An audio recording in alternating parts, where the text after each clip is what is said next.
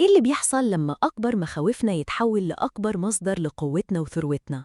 كايرون دخل برج الحمل 17 إبريل 2018، فترة عشنا فيها ضغوطات غير اعتيادية لسنين طويلة، وكنا مجبرين نتحرك وناخد قرارات مصيرية حتى وإحنا مش مستعدين. كل ده بسبب رحلة كايرون في برج الحمل اللي ركزت على إثبات الذات والهوية والاستقلالية. لكن السؤال اللي بيطرح نفسه، ليه برغم كل المجهود والمحاولات المتواصلة للتغيير لسه في جوانب في حياتك مش حاسس فيها بالأمان المادي أو الثبات اللي بتتمناه؟ الحقيقة إننا دلوقتي على أعتاب مرحلة جديدة ومختلفة تماماً. من يونيو 2026 هنبدأ نشوف لمحة من انتقال كايرون إلى برج الثور، وهي رحلة هتستمر معانا لحد سنة 2034. الانتقال ده نقلة نوعية، بينقلنا من دايرة السؤال عن مين أنا لدايرة السؤال عن إيه اللي أملكه وإيه قيمته الحقيقية. عشان نفهم ده لازم نعرف يعني إيه كايرون أصلاً، وإيه أهمية رمزيته في علم الفلك. كايرون في الأساطير اليونانية كان نص إنسان ونص حصان، وكان ابن الإله زحل. أصل الجرح، القصة بتقول إن كايرون حصلت له إصابة بسهم مسموم عن طريق الخطأ، وبما إنه كان خالداً لإنه ابن إله فما كانش ينفع يموت، لكنه فضل يعاني من ألم لا ينتهي رغم إنه كان أعظم المعالجين، إلا إنه لم عرفش يعالج نفسه. في النهاية ضحى بخلوده الأبدي عشان يحرر نفسه من الألم، وأصبح إنسان عادي بيكبر ويعجز ويموت. ولما بقى إنسان قدر يساعد غيره، ومن هنا جاء لقب المعالج المجروح The Wounded Healer. عشان كده يعتبر الجسر اللي بيربط بين واقعنا المادي المحدود وبين تطلعاتنا المستقبلية المتمردة، هو اللي بيعلمنا إزاي نتعامل مع الصدمات عشان نحولها لحكمة. كايرون في علم الفلك رمز للألم، رمز للجرح الغائر المقدس. هو بيمثل أكتر منطقة في حياتك أو في خريطتك الفلكية شايلة جرح قديم، ممكن يكون من الطفولة أو صدمات عشتها زمان. لكن السر هنا إنك لما بتتصالح مع الجرح ده وبتقبله زي ما هو، بيتحول فجأة لأكبر مصدر لقوتك والقدرة اللي بتخليك تقدر تساعد غيرك بجد. بمعنى أبسط، كايرون هو المدرس اللي بيجي يقول لنا إن الكمال ده مجرد وهم مش موجود، وإن القوة الحقيقية مش إننا نكون من غير جروح، لأ، القوة الحقيقية هي قدرتنا إننا نكمل طريقنا ونحول الندوب دي لوسام خبرة وضوء بينور لينا وللي حوالينا الطريق.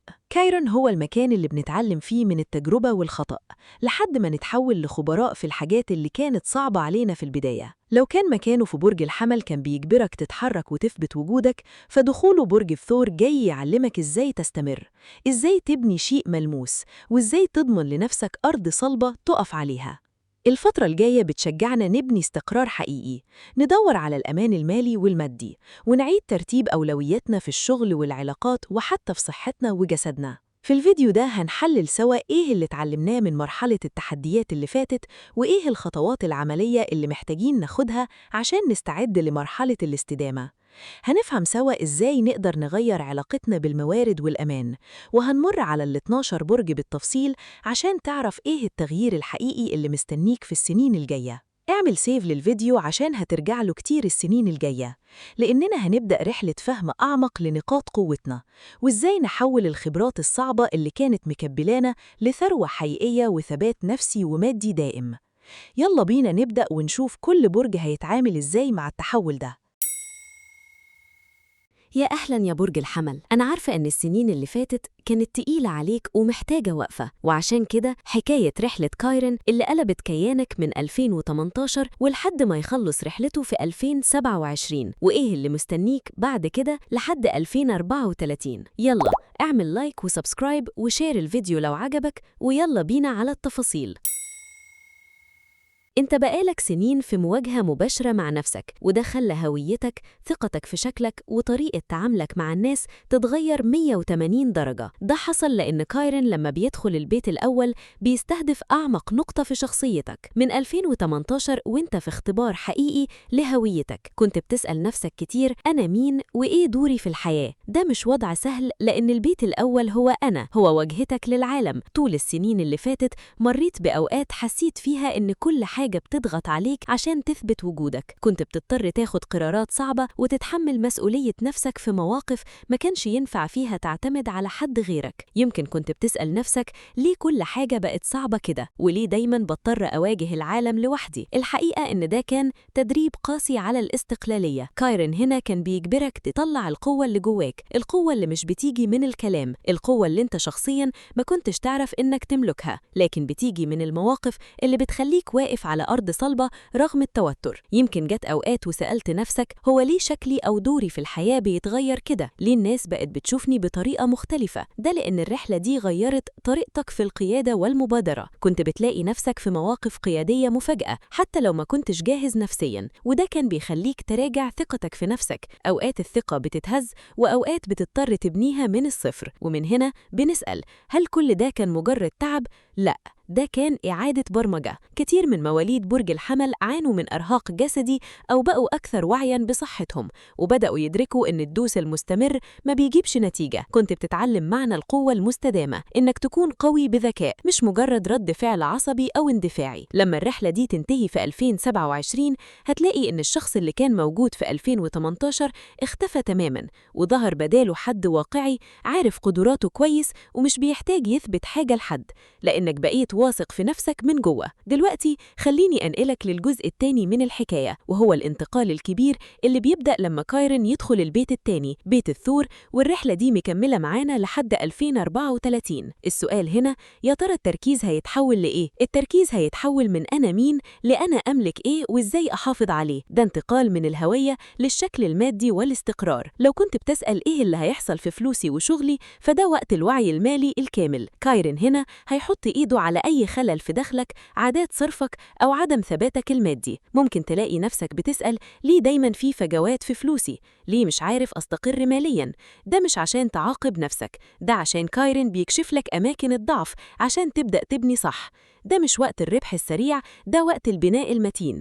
ممكن تحتاج تتعلم مهارات جديدة أو تغير طريقة شغلك تماماً، أو حتى تكون أكثر صرامة في إدارتك للي بتكسبه. سألت نفسك قبل كده هو أنا ليه بقبل أقل من حقي؟ أو ليه دايماً بحس إني مش مقدر مادياً؟ ده جوهر التحدي في البيت التاني. تواجه كل الأوقات اللي قللت فيها من قيمتك، سواء في تسعير شغلك، في تفوضك، أو في تعاملك مع مواردك. في توازن مطلوب هنا، لا إفراط ولا تفريط. ممكن تلاقي نفسك خايف ومتمسك بفلوسك أو ممتلكاتك بزيادة كنوع من الأمان، وده طبيعي، بس الهدف إنك توصل لمرحلة إنك تحس بالأمان من جواك قبل ما تحس بيه في البنك. إحنا بندور على القيمة الذاتية. هل قيمتك مرتبطة باللي معاك بس؟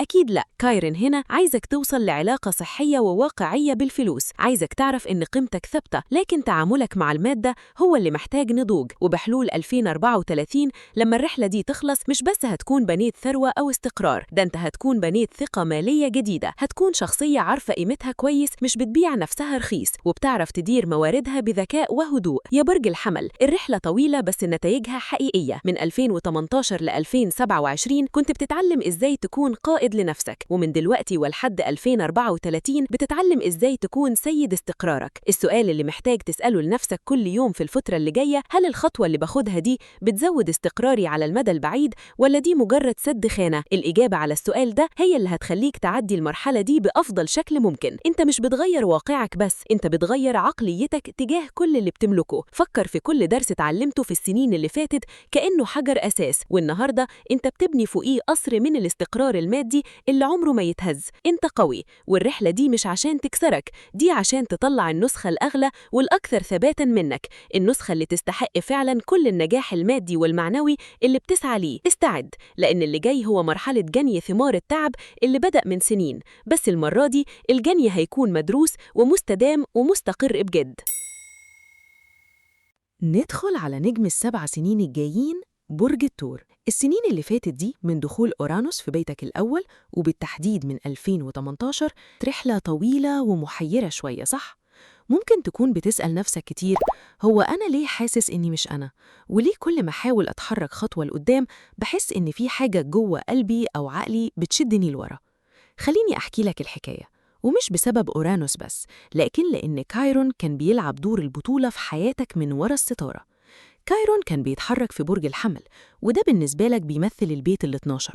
والبيت ال12 ده مش أي بيت، ده خلف الكواليس بتاع حياتك، المكان اللي بيسكن فيه العقل الباطن والأنماط الذهنية اللي بتكررها، وأحياناً العزلة أو حتى الاحتراق النفسي اللي مش بنعرف نشرحه للناس. طيب ليه كنت حاسس بالضغط ده؟ لأن برج الحمل طاقته نارية وعايز يجري ويتحرك وياخد قرارات، لكن البيت ال12 بيقولك استنى، اهدى، راجع نفسك. ده كان صراع داخلي، زي حد سايق عربية ودايس بنزين وفرامل في نفس الوقت. ممكن تسألني طب هو ده ليه كان صعب عليا؟ الإجابة ببساطة هي انعدام السيطرة. البيت ال12 بيتعامل مع حاجات خارج إرادتنا، والحمل في البيت ده كان بيضغط على أعصابك عشان تواجه حقيقة إنك مش دايماً تقدر تتحكم في كل حاجة. كان في فترات حسيت فيها إنك محتاج تنسحب من العالم، تبعد، تنعزل، وتتعامل مع ضغوط نفسية ما كانش حد غيرك حاسس بيها.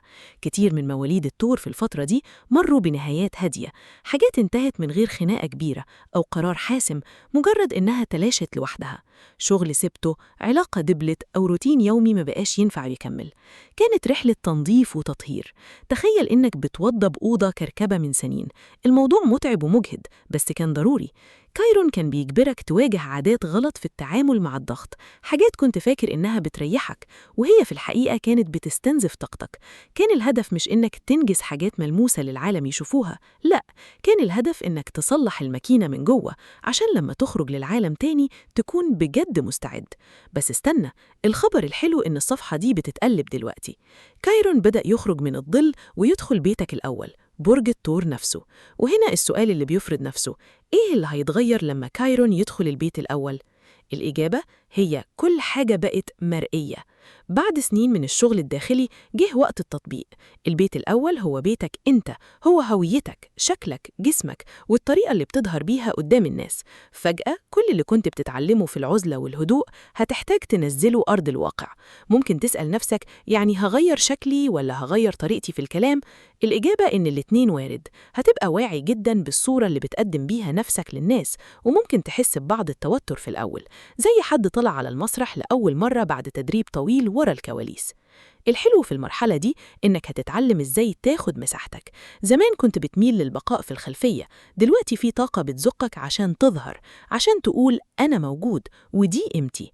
طبعاً ممكن تحس بعدم ثقة في بعض اللحظات، وممكن تسأل نفسك أنا ماشي صح؟ بس خليني أقولك إن اللحظات دي هي سر النمو الحقيقي. كايرون هنا بيعلمك إن الثقة مش بتيجي من الراحة، لا، الثقة بتتبني بالمواقف، بالقرارات وبالأفعال. ممكن تلاقي نفسك بتدخل أدوار جديدة في شغلك أو بتاخد قرارات جريئة في حياتك الشخصية كانت بتبان مستحيلة قبل كده. التشافي هنا حركي، يعني بيتم من خلال الحركة مش من خلال التفكير. كل ما اتحركت، كل ما واجهت خوفك، كل ما بنيت صورة ذاتية أقوى. طيب هي الرحلة دي هتخلص إمتى؟ الرحلة دي ممتدة لحد 2034. دي مش مجرد فترة عابرة، ده ريستارت كامل لنظرتك لنفسك. بحلول 2034 هتكون إنسان تاني خالص، شخص له هوية واضحة، ثابت على الأرض، مش قايم على تجنب المشاكل، لا، قايم على تجارب حقيقية ومجهود مستمر.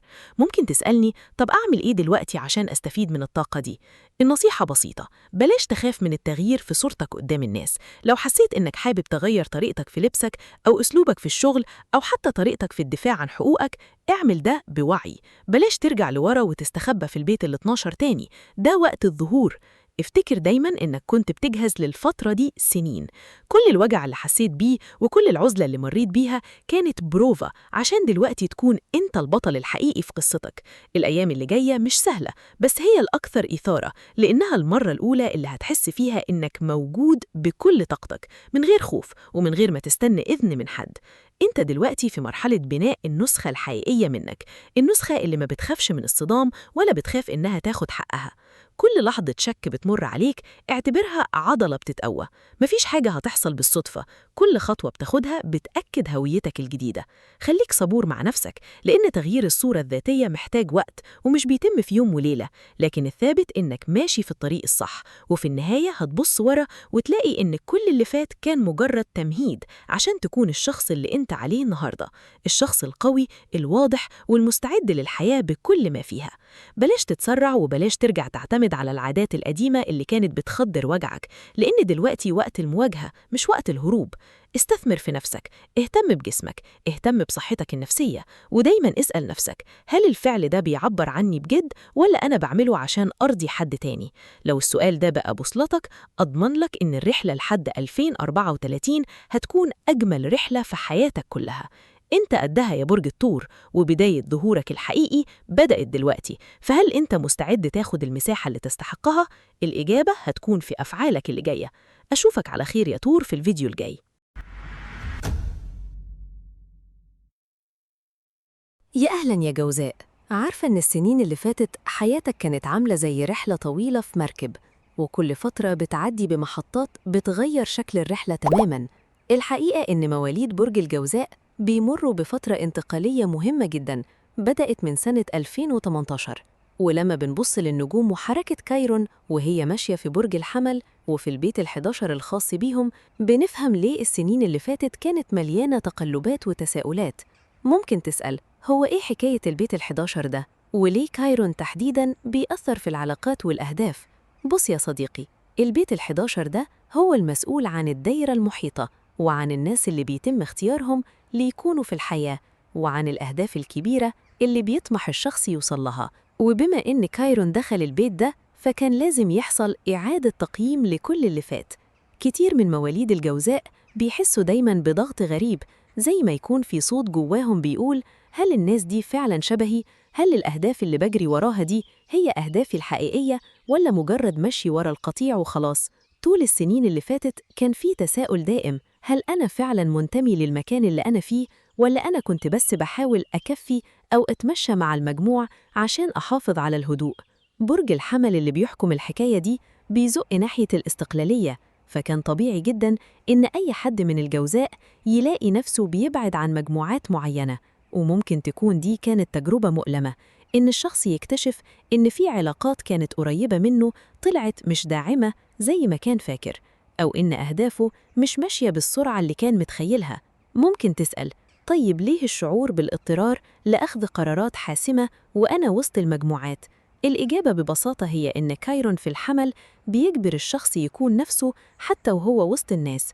مفيش وقت للتمثيل أو المشي جنب الحيط عشان محدش يزعل. المقصود هنا تعلم الوقوف بشكل مستقل، وقيادة مبادرة خاصة، أو السعي لهدف شخصي من غير انتظار لايك أو تشجيع من حد، ومن غير موافقة الجماعة. ده كان درس قاسي عن الفرق بين الانتماء بجد وبين التأقلم لمجرد التعود. وحتى لو اضطر الشخص يغير مساره كذا مرة، كان الهدف هو معرفة الرغبات الحقيقية في المدى البعيد، بعيداً عن ضوضاء الآخرين. بس استنى، الرحلة لسه ما خلصتش، لأن كايرون دلوقتي بيستعد لنقلة تانية خالص. هيسيب الحمل ويدخل برج الثور وينتقل للبيت ال12. هنا بقى السؤال بيطرح نفسه: إيه اللي هيتغير لما كايرون يدخل البيت ال12؟ الإجابة هنا بتنقلنا من عالم الناس والعلاقات والشبكات الاجتماعية لعالم الذات الداخلي.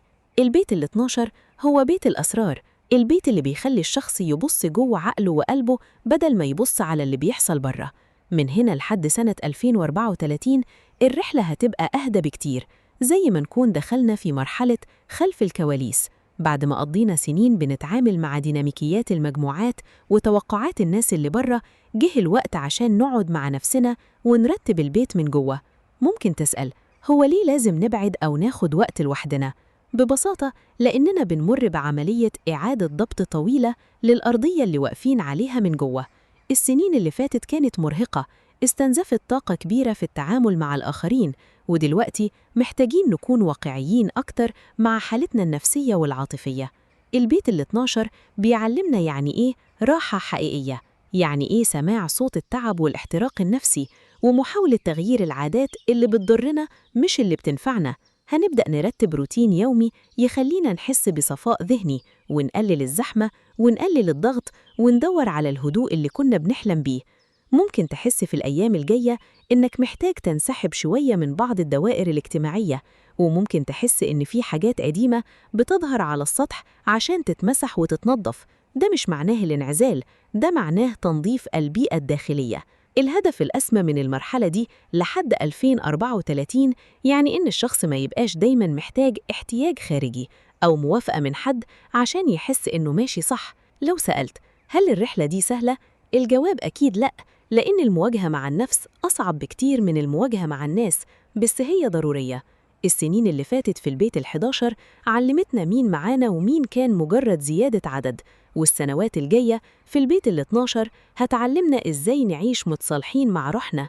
هي رحلة انتقال من الاعتماد على الخارج إلى الاكتفاء واليقين بالداخل، وعشان كده النهاردة بنحاول نهدي اللعب، نراجع حساباتنا ونركز على صحتنا النفسية عشان نضمن إن لما كايرون يخلص مشواره في 2034 نكون أشخاص تانيين عارفين مين إحنا وعارفين إحنا عايزين إيه، ومش محتاجين نبرر أفعالنا لأي حد، لأن ببساطة مقتنعين باللي بنعمله.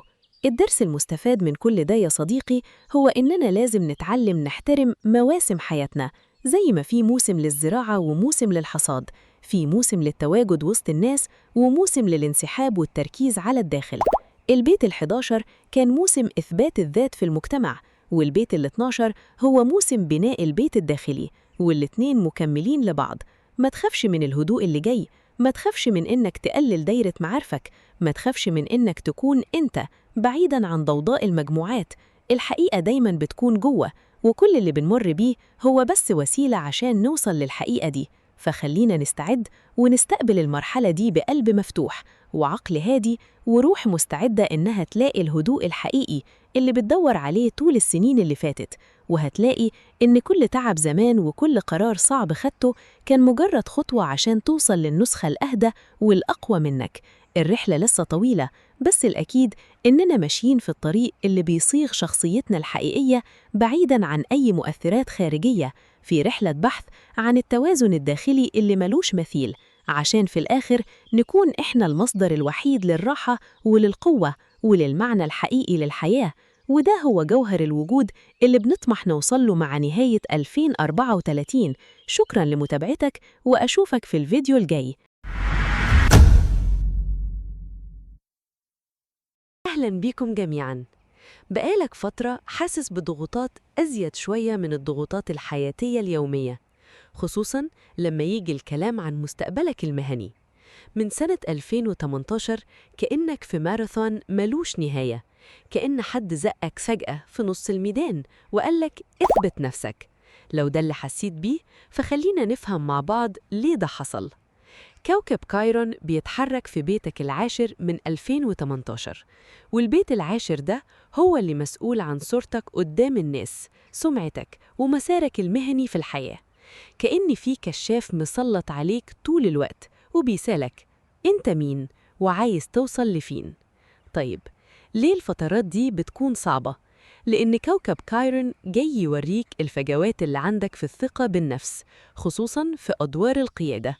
يمكن في الفترة اللي فاتت لقيت نفسك في مواقف بتجبرك تاخد قرارات مصيرية بسرعة البرق، من غير ما يكون عندك الرفاهية إنك تفكر براحتك. هل ده حصل معاك؟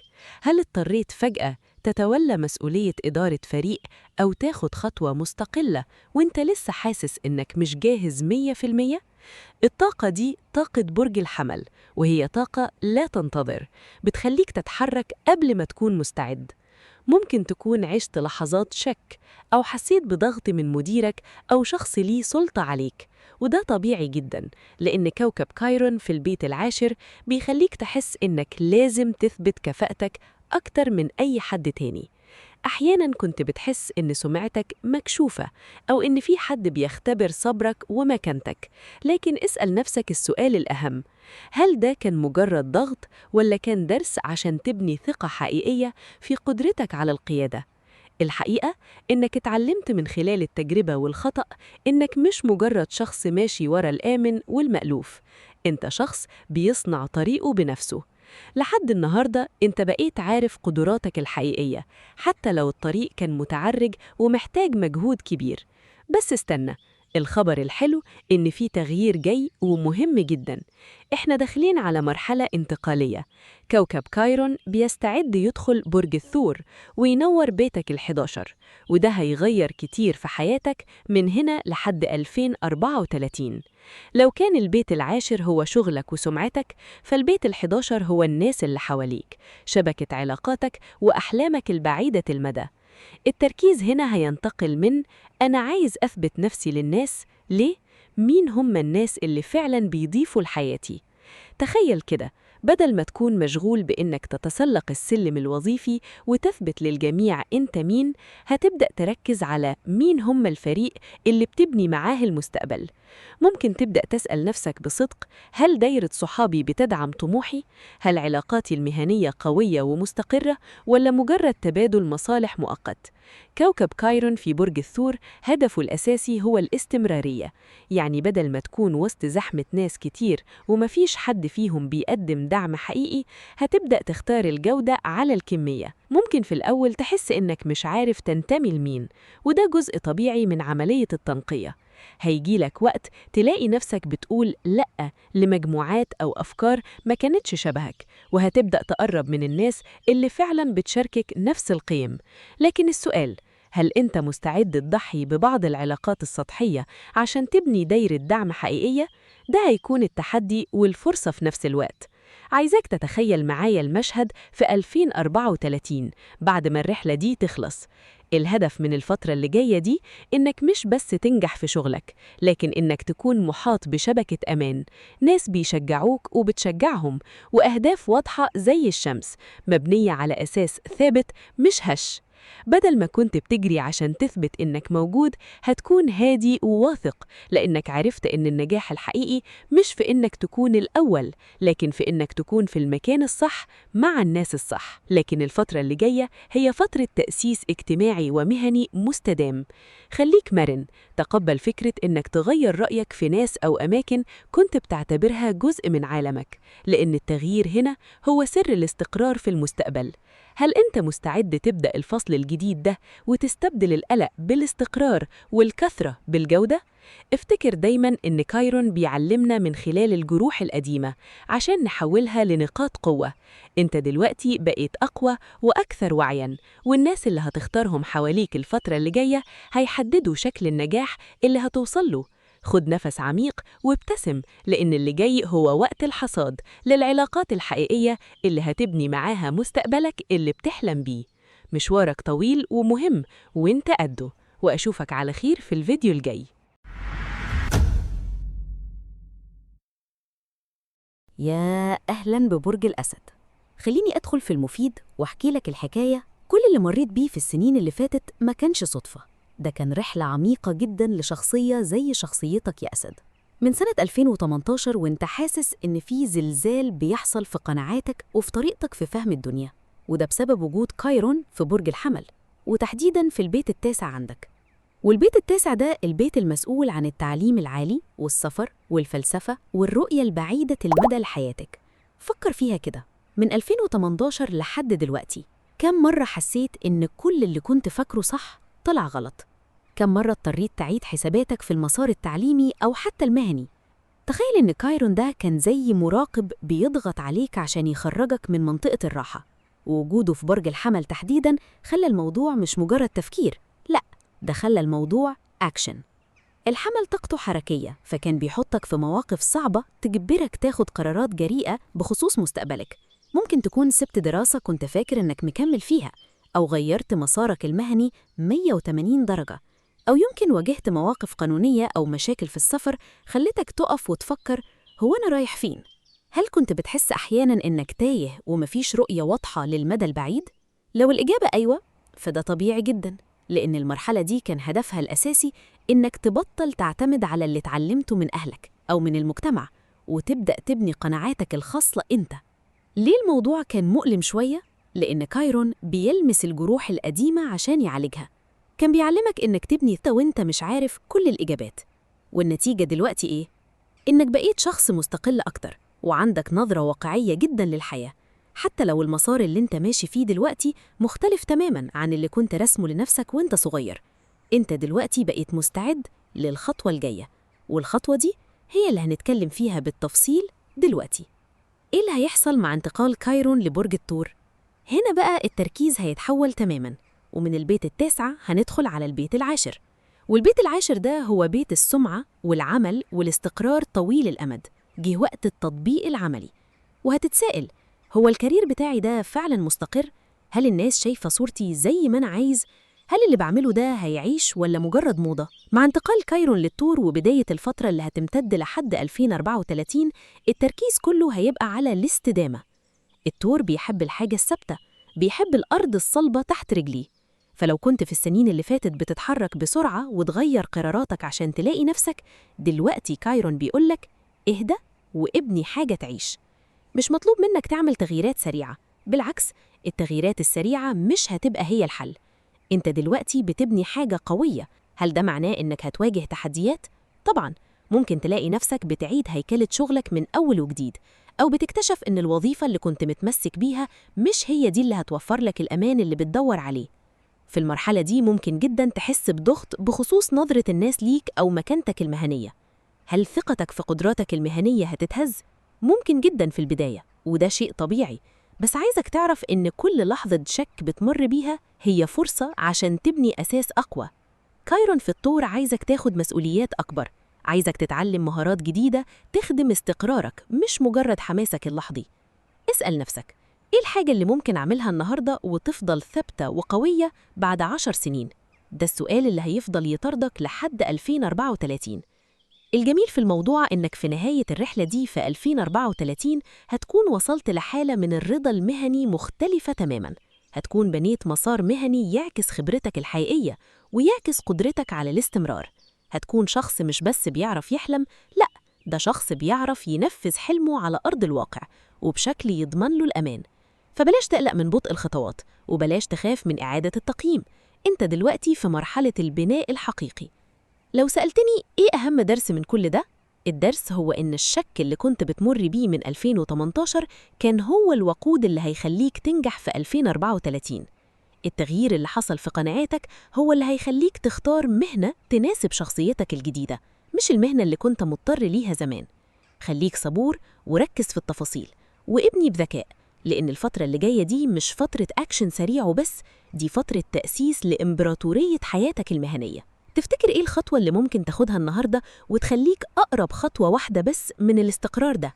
يمكن تكون كورس جديد، يمكن تكون محادثة صريحة مع مديرك، أو يمكن تكون مجرد قرار داخلي وتبدأ تركز في الجودة. أياً كان القرار، تأكد إن كايرون جنبك بيساعدك تحول جروحك القديمة لخبرة عملية تخليك تلمع، مش بس في نظر نفسك لكن في نظر العالم كله. استعد، لأن اللي جاي هو وقت الحصاد الفعلي لكل اللي اتعلمته في السنين العجاف اللي عدت، وبداية ظهور ملك الغابة الحقيقي اللي بيجمع بين الطموح وبين الاستقرار. أشوفكم على خير في الفيديو الجاي.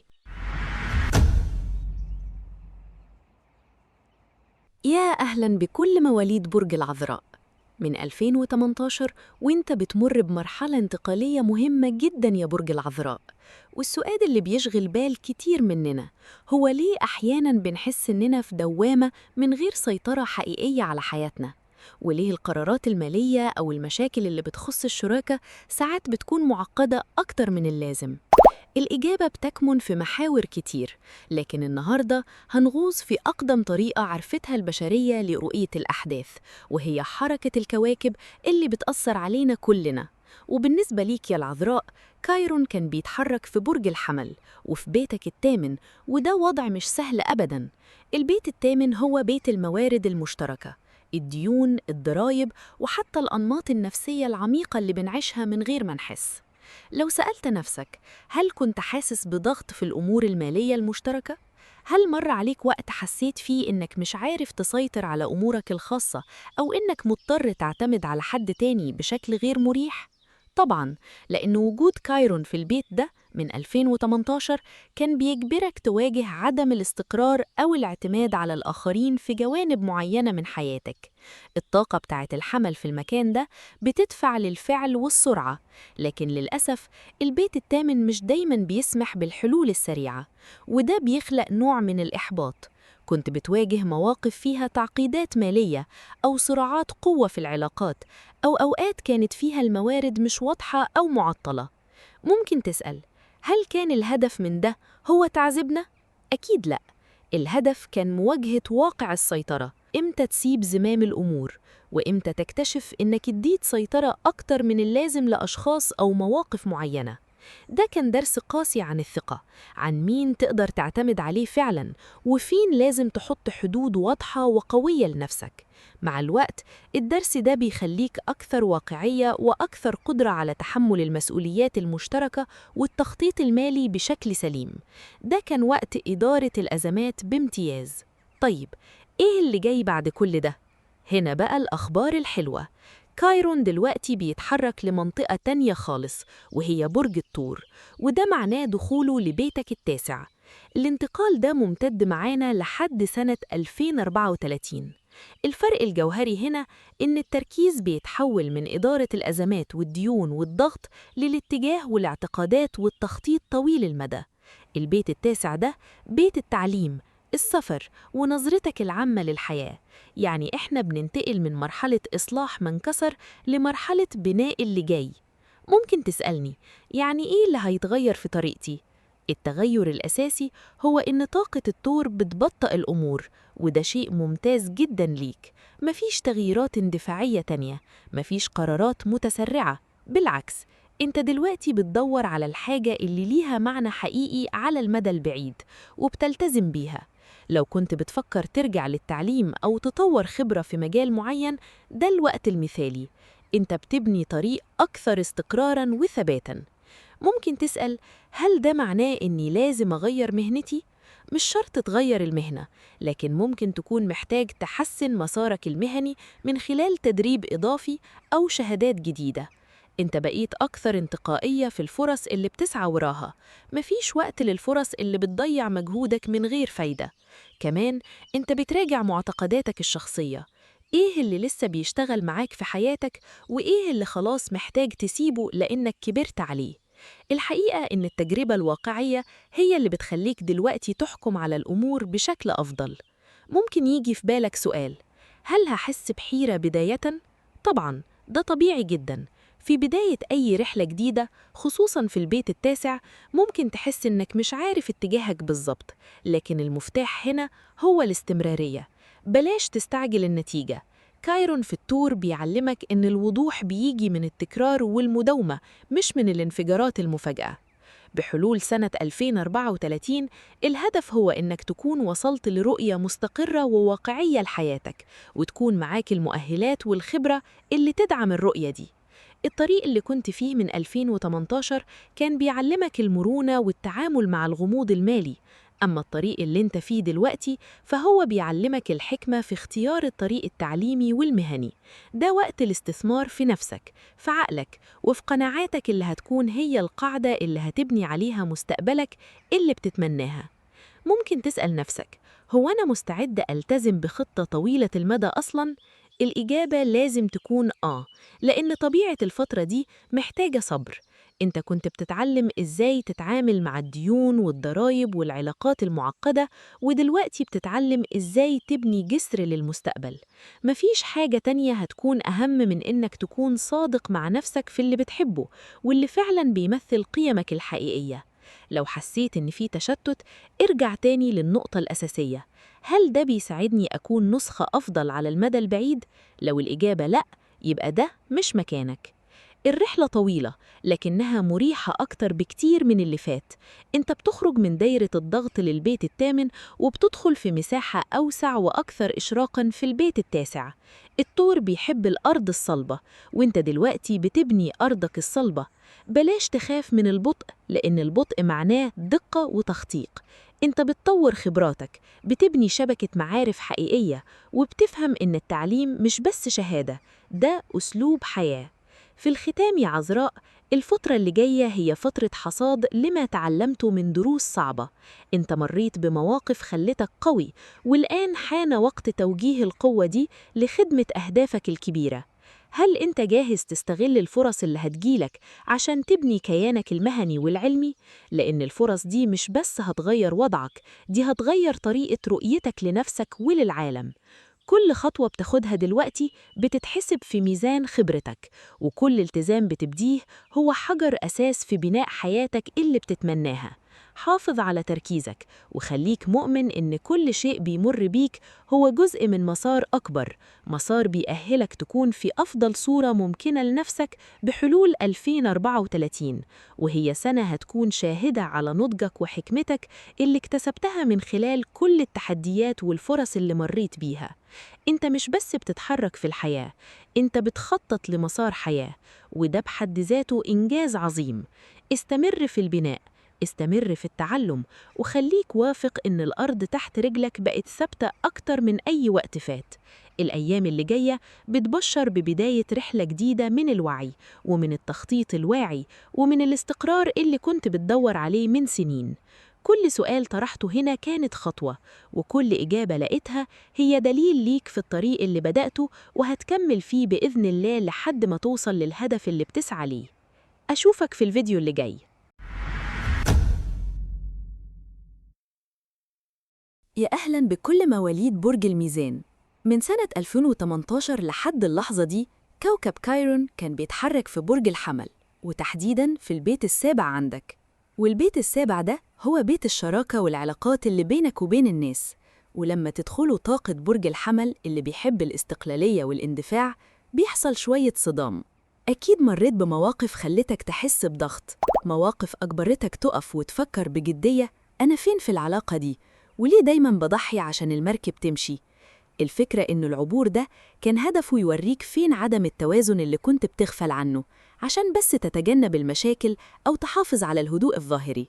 كتير من مواليد الميزان اتعرضوا في الفترة دي لانفصالات، أو لقوا نفسهم مضطرين يعيدوا صياغة شكل علاقتهم من أول وجديد، أو حتى اضطروا يتعاملوا مع أشخاص تانيين كانوا أكثر حزماً أو أنانية أو استعجال. أكيد في لحظة من اللحظات حسيت إنك لازم تحط حدود واضحة، أو تتكلم بصوت عالي، أو حتى تنسحب من علاقة ما بقتش مناسبة ليك وما بقتش تضيف لحياتك حاجة غير التعب. يمكن بعضكم بدأ علاقات جديدة بس كانت صعبة ومحتاجة مجهود كبير. الخلاصة اللي خرجت بيها من رحلة السنين اللي فاتت هي إنك اتعلمت إزاي تكون موجود في علاقة من غير ما تضيع نفسك فيها. النهاردة بقيت عارف كويس إيه اللي تقبله وإيه اللي مستحيل تتنازل عنه، ودي كانت مدرسة قاسية بس كانت مهمة جداً لشخصيتك. طيب وإيه اللي هيحصل بعد كده؟ وإيه اللي جاي مع انتقال كايرون لبرج الثور في البيت الثامن عندك؟ المرحلة الجديدة دي هتمتد معانا لحد سنة 2034، والتركيز هنا بيتحول من شكل العلاقة من بره لعمق العلاقة من جوه. البيت الثامن ده هو بيت الفلوس المشتركة والديون والاستثمارات. يعني الكلام ما بقاش بس عن أنا وشريكي مين فينا بيسيطر، لأ، الموضوع دخل في مرحلة تانية خالص، هي مرحلة إيه اللي بنبني عليه حياتنا سوا. والثور برج بيحب الاستقرار، فالمرحلة دي مش بتاعة تغييرات مفاجئة ولا قرارات متهورة أو سريعة، بالعكس هي مرحلة تأسيس وبناء. أنت دلوقتي بتتحدى إنك تكون واقعي جداً في اللي بتشاركه مع الناس. يمكن تلاقي نفسك مشغول بموضوعات زي حسابات بنكية مشتركة أو قروض أو ضرائب أو اتفاقيات مالية محتاجة نظام دقيق. الموضوع ممكن يبان تقيل شوية، بس هو في الحقيقة اختبار لمدى الأمان اللي بتحس بيه في علاقاتك المقربة. أكيد هتمر عليك لحظة ثقة بتبان فيها الأمور، خصوصاً في البداية، بس التجارب دي هي اللي بتجبرك تحط قواعد واضحة وتوقعات صريحة ومباشرة. الهدف النهائي من الرحلة دي لحد سنة 2034 هو إنك توصل لحالة من الأمان المادي والعاطفي الحقيقي. وفي سؤال جوهري تاني، إيه اللي بيخلينا أحياناً نكرر نفس الأخطاء في علاقتنا؟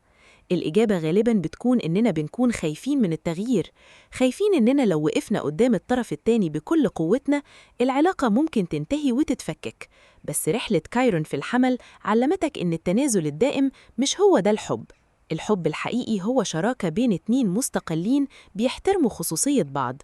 ولما بننتقل لرحلة الثور في البيت الثامن السؤال بيتغير لشكل تاني خالص. دلوقتي بتسأل نفسك إيه اللي أقدر أعتمد عليه بجد؟ البيت التامن مش بس بيت الفلوس، ده بيت الالتزام العاطفي العميق. يعني لو في بينك وبين شريكك شراكة مالية أو مشروع، الفترة دي بتديك فرصة ذهبية إنك تحط النقط على الحروف.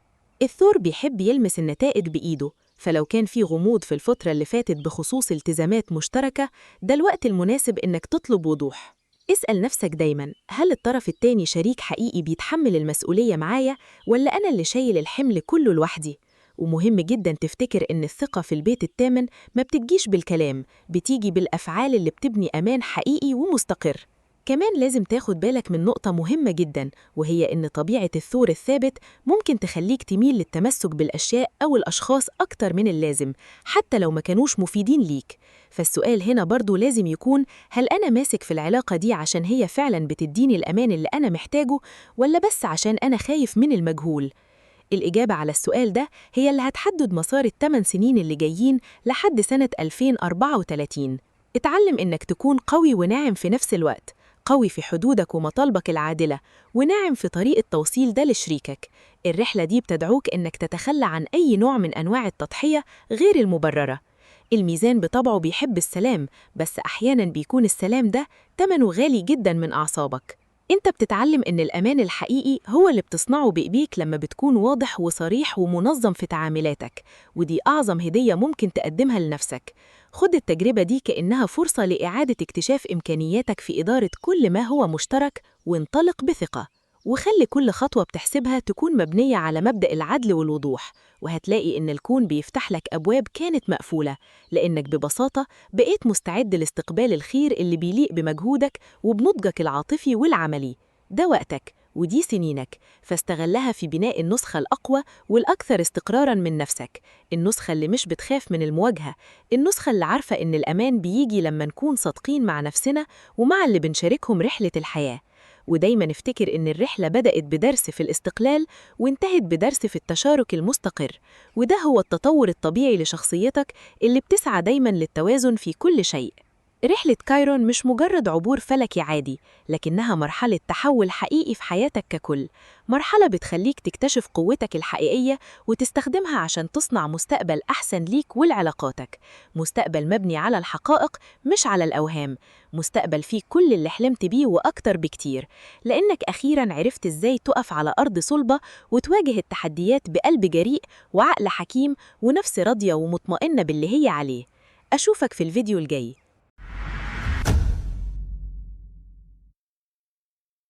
يا أهلاً بكل برج العقرب. يا عقرب، عارفة إن رحلتك مع كايرون بقالها فترة طويلة، رحلة مش سهلة، زي ما تكون كنت في اختبار مستمر من سنة 2018. وده واحد من أسبابه هو وجود كايرون في برج الحمل، وتحديداً في البيت السادس عندك. البيت السادس ده هو مطبخ حياتك اليومية، المسؤول عن روتينك، شغلك، وصحتك. ولما كايرون بيدخل المكان ده بيعمل زي كشاف قوي بيسلط الضوء على أي حاجة مش متوازنة في يومك. ممكن تسأل، طيب هو إيه اللي حصل بالظبط في السنين اللي فاتت؟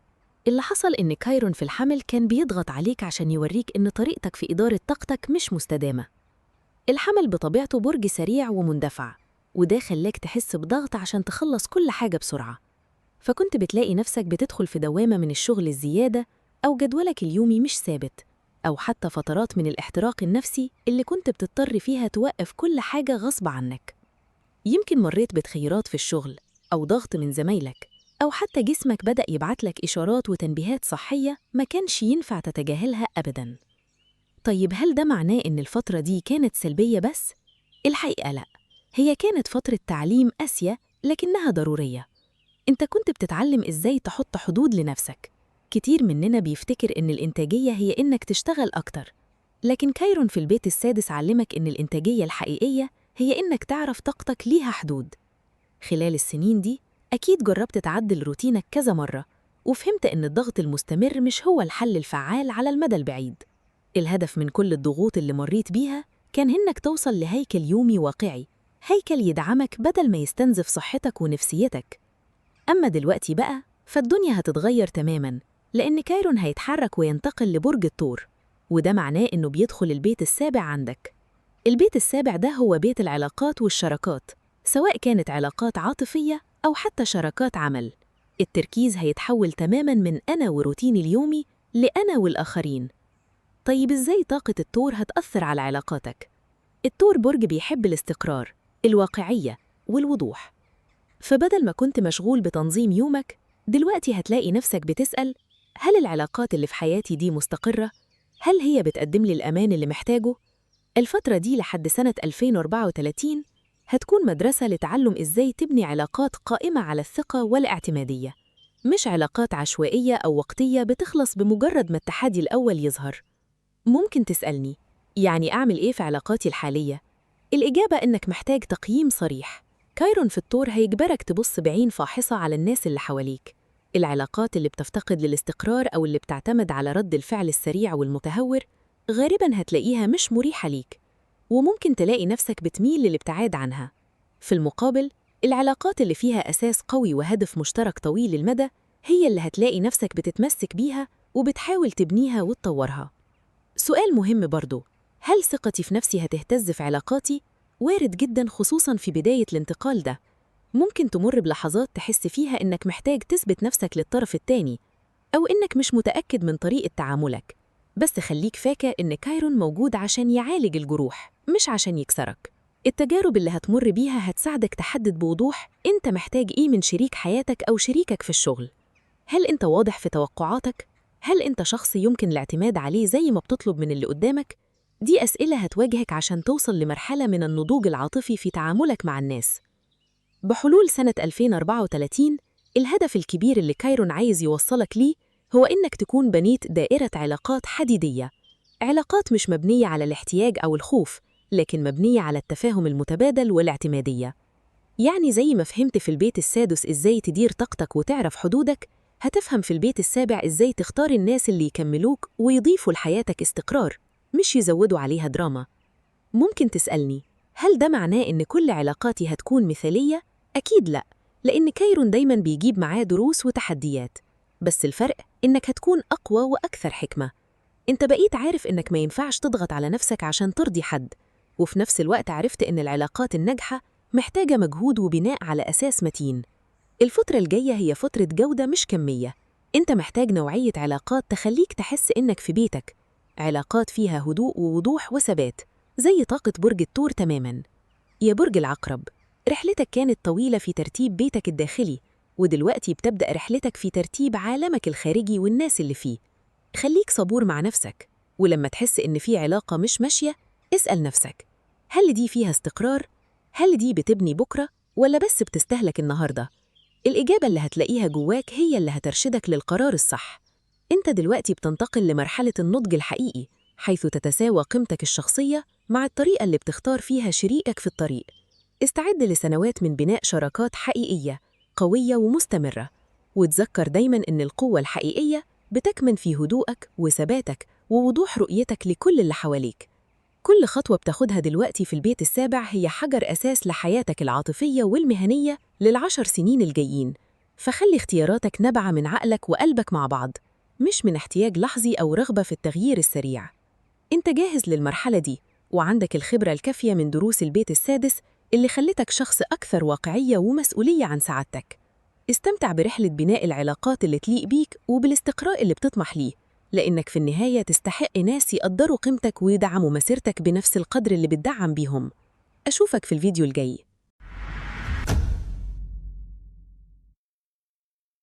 يا أهلاً بيك يا برج القوس. خليني أحكي لك حكاية رحلتك اللي فاتت واللي جاية، لأن في تغييرات مهمة جداً بدأت تلمس حياتك. عارف، دايماً بنسأل نفسنا هو ليه الأمور أحياناً بتمشي بسلاسة، وأحياناً تانية بنحس إننا بنخبط في حيطة. الإجابة أحياناً بتكون مكتوبة في حركة الكواكب، وبالأخص كايرون اللي كان بيزور بيتك الخامس من سنة 2018. طيب، هو إيه حكاية البيت الخامس ده أصلاً؟ البيت الخامس ده هو ملعبك الكبير، ده المكان اللي بتطلع فيه طاقتك الإبداعية وبتعبر فيه عن نفسك، ومكان الحب والمواعدة والجرأة اللي بتاخدها في حياتك.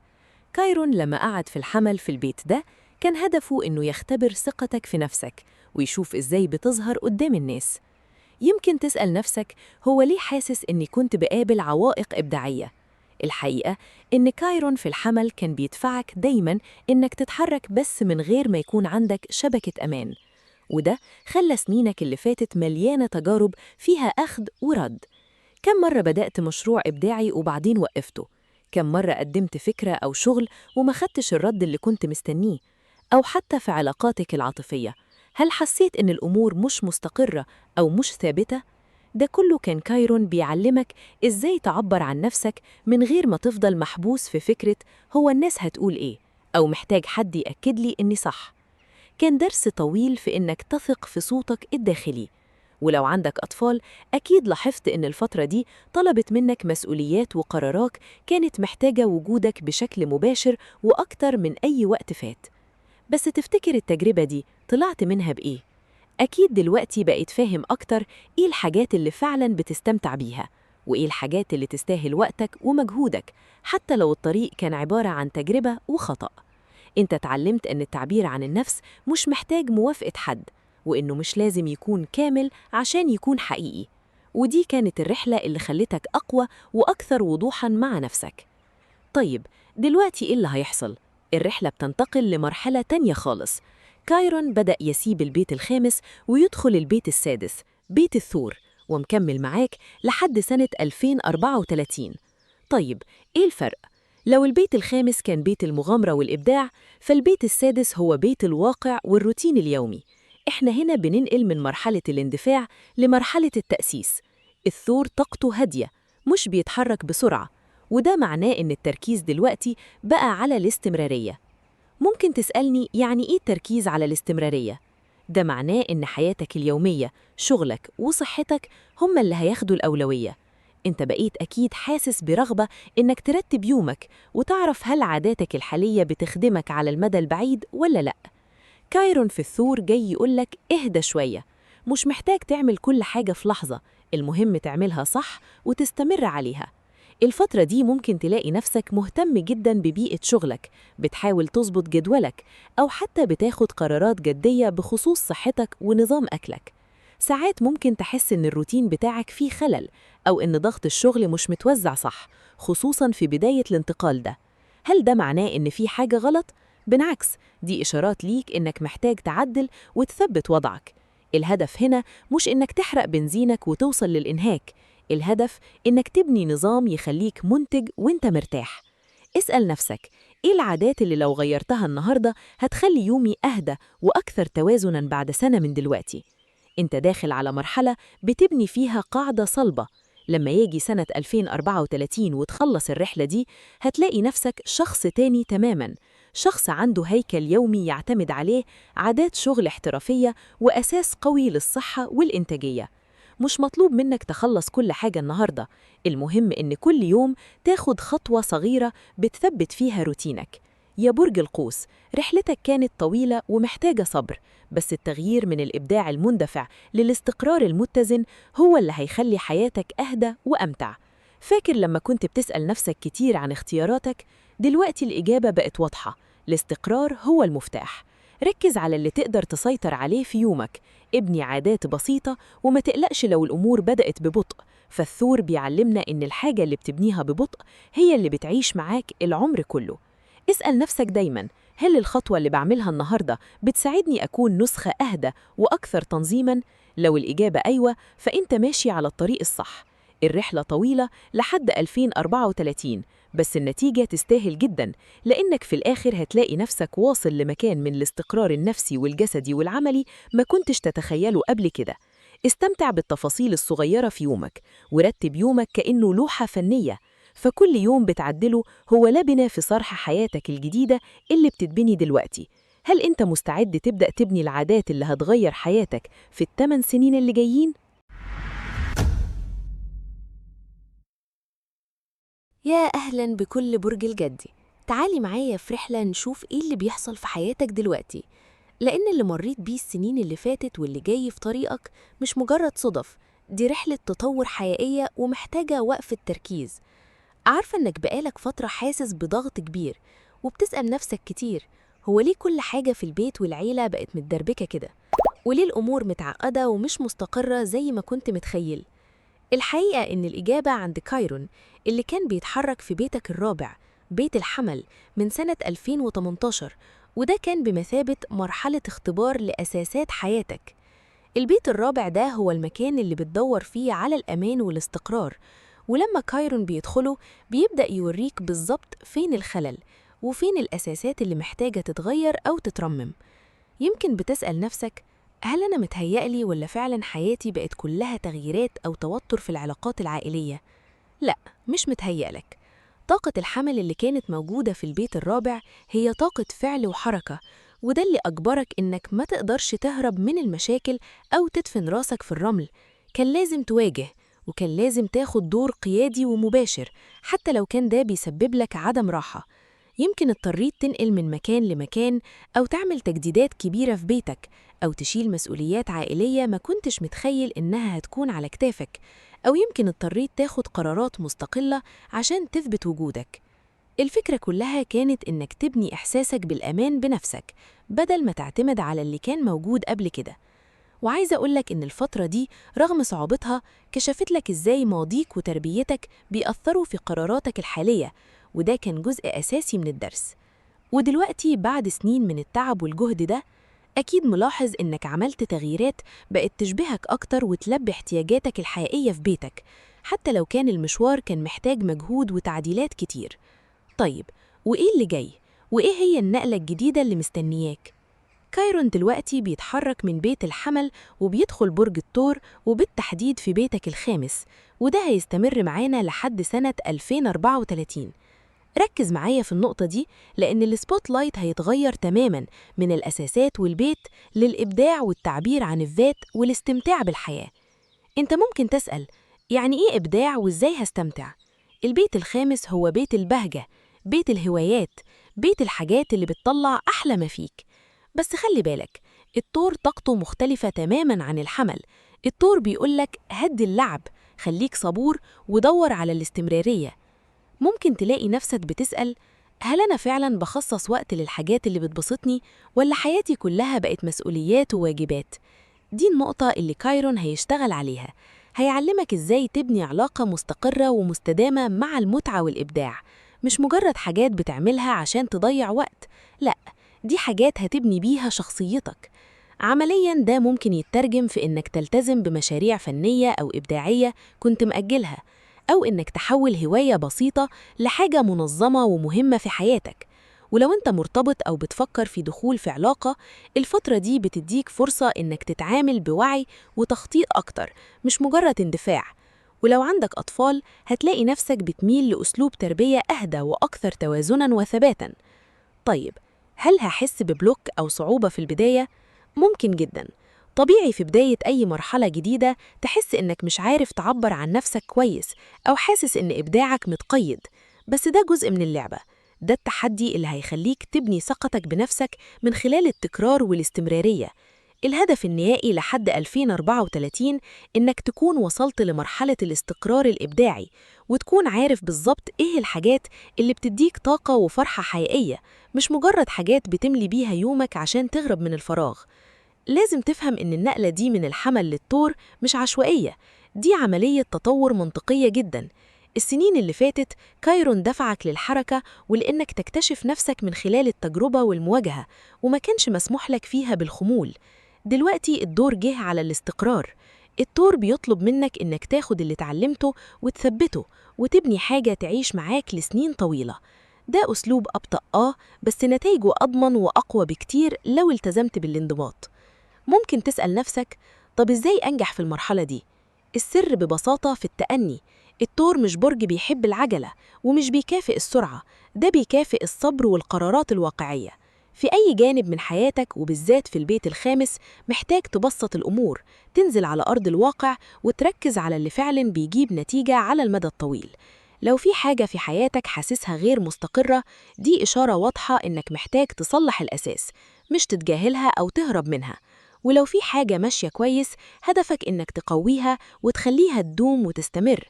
ده وقت الأفعال الصغيرة المستمرة، لأن هي اللي بتعمل التراكم اللي بتوصل بيه للنتائج الكبيرة.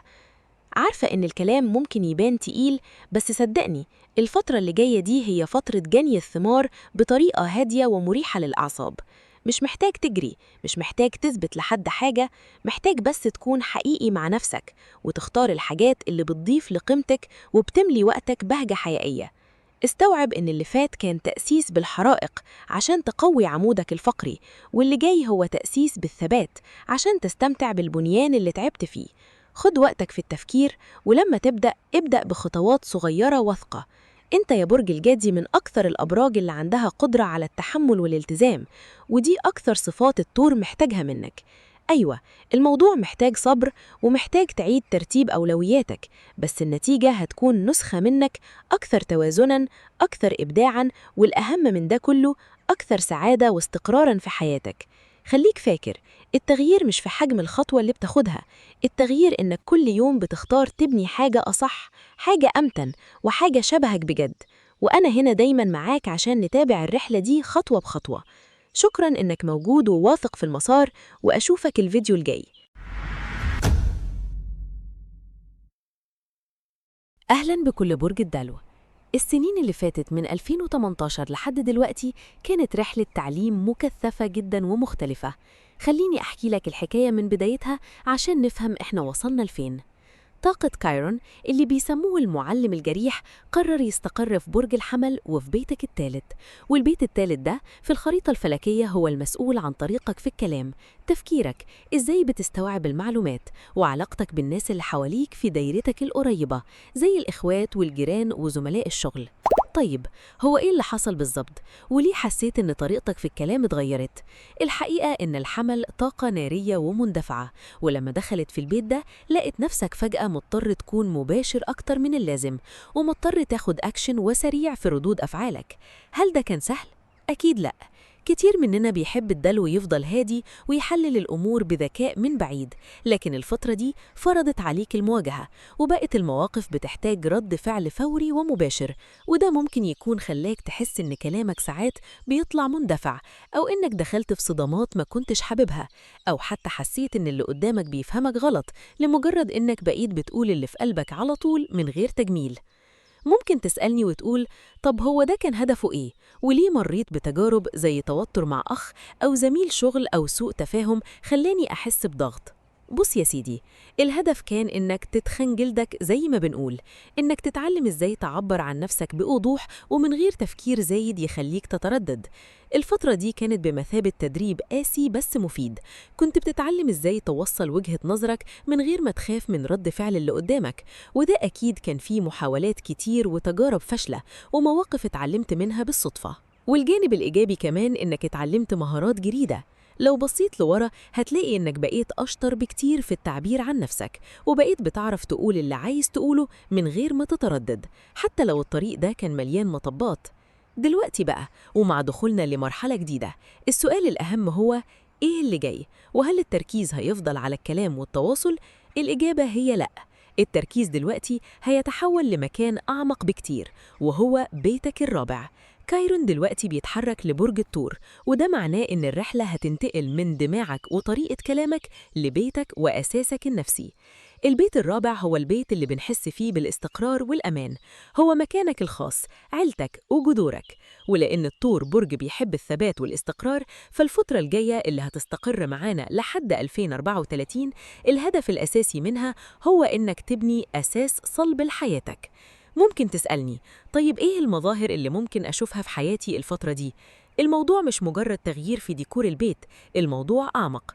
ممكن تلاقي نفسك بتفكر بجدية في تغيير مكان سكنك، أو بتعمل تجديدات كبيرة فيه، أو حتى بتاخد قرارات مصيرية عن فين وإزاي تحب تعيش حياتك.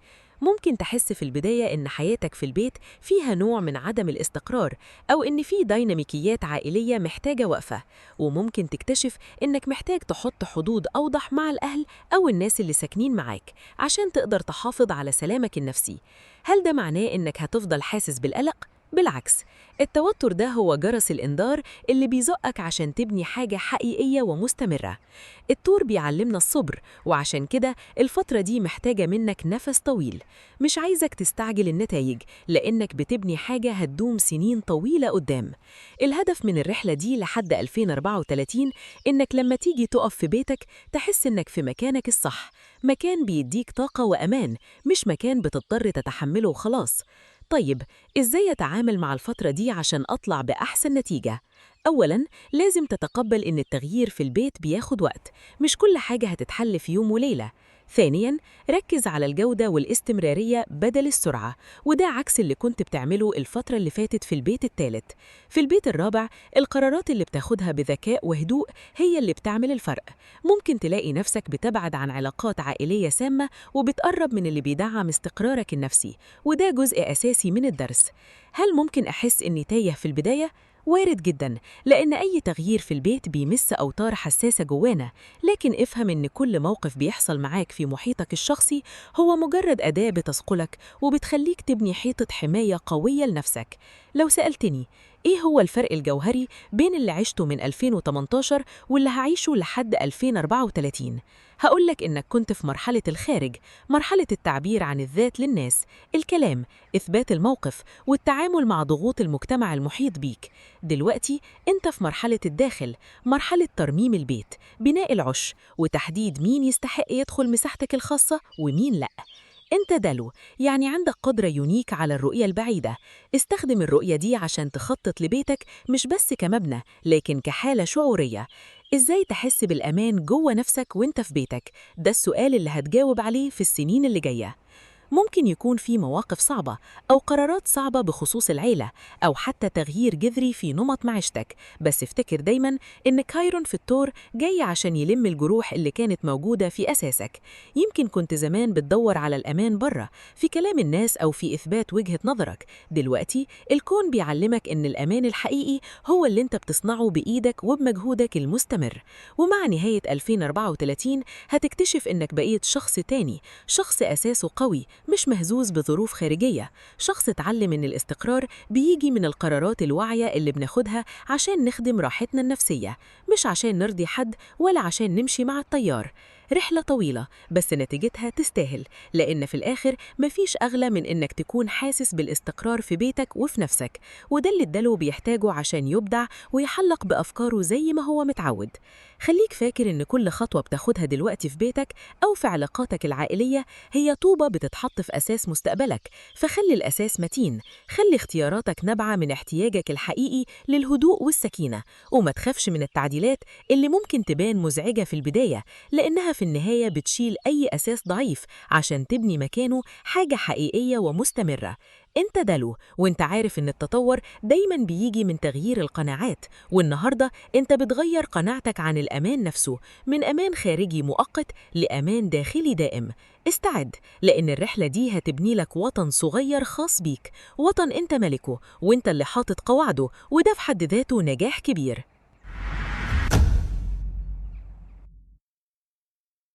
أهلاً بكل الحالمين من أصحاب برج الحوت. عارفة إن رحلة البحث عن الأمان المادي بتبان أحياناً زي متاهة؟ الفترة اللي فاتت من 2018 كانت مليانة دروس قاسية ومهمة بخصوص البيت التاني عندك، وهو بيت المال والقيمة الذاتية. ممكن تسألني هو ليه الحوت تحديداً اتأثر بالموضوع ده؟ الإجابة بتبدأ من وجود كايرون في برج الحمل، اللي بيعتبر البيت التاني في خريطتك الفلكية. البيت ده مش مجرد فلوس في البنك، ده بيمثل المهارات اللي بتعتمد عليها يومياً، وإزاي بتشوف قيمتك في عين نفسك. من 2018 كايرون كان بيضغط على المنطقة دي، وكأنه بيجبرك تواجه مناطق عدم الاستقرار في حياتك. أكيد لاحظت إن قراراتك المالية كانت متسرعة أحياناً، وده كان بسبب تأثير طاقة الحمل اللي بتدفع للعمل الفوري. كتير من مواليد الحوت عاشوا تجارب بدأت وانتهت بسرعة، أو اضطروا يغيروا مصادر دخلهم أكثر من مرة عشان يلاقوا اللي بيناسبهم فعلاً. ممكن تكون مريت بلحظات شكيت فيها في قدرتك على تحقيق دخل ثابت، أو حسيت إن ثقتك في قيمتك الذاتية بتتهز مع كل تقلب مادي. الحقيقة إن الفترات دي ما كانتش مجرد صدف، دي كانت عملية قاسية لكن ضرورية عشان تعرف إيه اللي بجد بيشتغل معاك مالياً وإيه اللي مجرد وهم. هل كان لازم تكون أكثر جرأة؟ طبعاً، الفترات دي طلبتك إنك تكون واثق في نفسك ومطالب بحقك، أو حتى تاخد مخاطر مدروسة عشان تزود دخلك. كتير منكم اكتشفوا إن المال كان بيتسرب من إيديهم بسبب نقص التنظيم أو القرارات الاندفاعية. كل لحظة تجربة وخطأ عشتها كانت بتبني جواك شخصية عندها علاقة أكثر واقعية واستقلالية مع الفلوس. انت بدأت تفهم إن قيمتك مش مرتبطة بظروفك المادية، لكن قدرتك على إدارتها هي اللي بتحدد استقرارك. دلوقتي خلونا نسأل، إيه اللي جاي بعد ما رحلة كايرون في الحمل بدأت تخلص؟ الانتقال ده بيفتح باب جديد تماماً مع دخول كايرون برج الثور، واللي بيمثل البيت الثالث عندك. هنا الطاقة بتتغير 180 درجة. لو كان البيت التاني كان عن الفلوس والموارد، البيت الثالث هو بيت التواصل، طريقة تفكيرك والبيئة المحيطة بيك. يعني التركيز هيتحول من محفظة فلوسك لعقلك وطريقة تعبيرك. ممكن تسألني إيه الفرق اللي هحسه؟ الفرق هو البطء.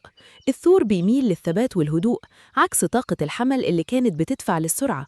الفترة الجاية لحد 2034 مش عن الأفكار السريعة اللي بتخلص في لحظة، دي عن بناء معرفة تراكمية. هتبدأ تلاحظ إن طريقتك في الكلام وأسلوبك في معالجة المعلومات بيحتاجوا ترتيب ونظام. هل كلامك بيوصل بوضوح؟ هل أنت ثابت في التعبير عن أفكارك؟ دي الأسئلة اللي هتواجهك. ممكن تكون حاسس ببعض التردد وبتسأل هو أنا ليه مش عارف أعبر عن نفسي زي ما كنت فاكر؟ طبيعي تحس كده في البداية. ده وقت مراجعة حساباتك العقلية. هتبدأ تتعلم مهارات عملية جديدة، مش بس عشان تزود دخلك، لكن عشان حياتك اليومية تكون أسهل. ممكن تكون المهارات دي بتتعلق بتنظيم وقتك أو تطوير أسلوبك في النقاشات، سواء في الشغل أو في حياتك الشخصية. هل ممكن يحصل احتكاك مع اللي حواليك؟ وارد جدا. البيت الثالث بيشمل الإخوات والجيران والمحيط القريب منك. المواقف دي هتحتاج منك صبر وتواصل هادئ وثابت. ممكن في لحظات تحس إن تفكيرك معلق أو مش عارف تلاقي الكلمات المناسبة. بدل ما تتضايق وتستعجل، اعتبر ده فرصة عشان تبطأ وتراجع نهجك. الهدوء هنا مش ضعف، الهدوء هو استراتيجيتك الجديدة للنجاح. تخيل إنك بتبني بيت، الطوب اللي بتستخدمه دلوقتي هو المعلومات والمهارات اللي بتكتسبها. مش لازم تخلص البيت في يوم، المهم إنك ترصه صح.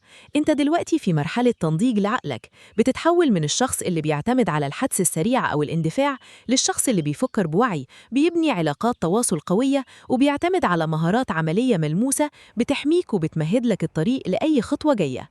مهم تسأل نفسك كل فترة، هل أفكاري دلوقتي بتخدم أهدافي طويلة المدى؟ هل التواصل اللي بمارسه يومياً بيساعدني أكون نسخة أفضل؟ الإجابة على الأسئلة دي هي اللي هتواجهك خلال المرحلة دي. افتكر إن التغيير مش بيحصل بضربة واحدة، التغيير بيحصل بتراكم العادات اليومية. لما تكون أكثر ثباتاً في تفكيرك، هتكون أكثر قدرة على جذب الفرص اللي تناسب قيمتك الحقيقية.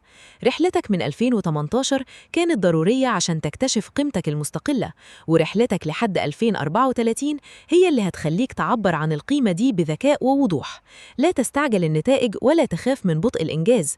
في عالم الثور، البطء هو أسرع طريق للثبات. ركز على بناء المهارات، حسن طريقة استماعك وتحدثك، وكون صبور مع نفسك ومع الناس اللي حواليك. أنت في مرحلة بناء العقل، ودي أثمن استثمار ممكن تقوم بيه في حياتك. كل خطوة بتاخدها بوعي وكل مهارة بتضيفها لقاموس حياتك اليومية هي لبنة في بناء مستقبلك اللي بتتمناه. استمتع بعملية التعلم دي، فهي اللي هتشكل ملامحك الذهنية الجديدة وتخلي صوتك مسموع وأفكارك مؤثرة وحياتك اليومية أكثر استقراراً وانسجاماً مع ما تطمح إليه فعلاً.